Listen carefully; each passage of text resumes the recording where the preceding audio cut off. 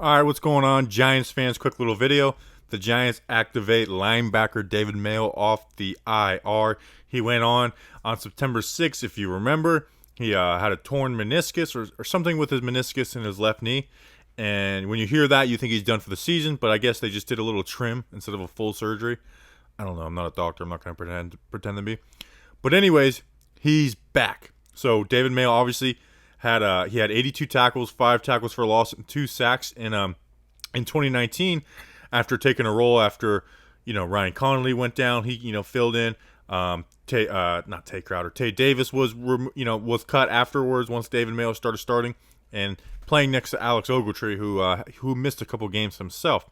So some pretty decent production after they signed him, after cut day from Carolina. That being said, I think he should still be the number 3 inside linebacker. I think it should be Blake Martinez and Tay Crowder. I like Tay Crowder a lot. Just that speed, aggressiveness, instincts, and what he's been doing in coverage. I think Patrick Graham likes what he sees in him. Plus, David Mayo gets some reps, but you want to ease him back in and see what he looks like. The one thing I will say is I'm excited to see what David Mayo looks like next to a linebacker like Blake Martinez, who has been awesome for the Giants compared to Alex Ogletree, who was horrible, who was on the Jets practice squad, got activated, and then gave up a 3rd and 31-yard run, which if you haven't seen that, go check that out. That was pretty brutal. So like I said, I think I'm not a big a fan of David Mayo as a lot of people are. A lot of people got high on him because his PFF run grade. He's average. He'll fill a gap, but he's not going to make a ton of plays. And that's what his contract is. 3 years, $8.4 million. No dead cap after this year, so essentially if they wanted to move on, it's not like they're stuck to the sky for the next couple of years. So they could just completely cut him with no penalties. And I think David Mayo should be in the role that he's best fit for. Your 3rd inside linebacker, your first guy off the bench. If Martinez or Crowder go down, you could put him in.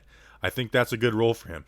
I will say he's a hell of an upgrade over Devontae Downs. I mean, we've seen some bad inside linebacker play. Devontae Downs might be some of the worst we've ever seen. So that is the one good thing, is that, well, there's more than one good thing. But my main point being that at least Devontae Downs should never, ever see the field again.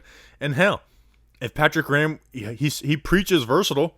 If he ever wants to put 3 off-ball linebackers on the field, well, guess what? You can have David Mayo as the strong side backer, Blake Martinez in the middle, and then put Tay Crowder as a weak side backer and just be like, hey, man, flow and play aggressive. So that could be an option too. I wouldn't put it past Patrick Graham to try some new things, especially against a Washington team that doesn't really have a lot of weapons outside of Terry McLaurin. So interested to see how they use him.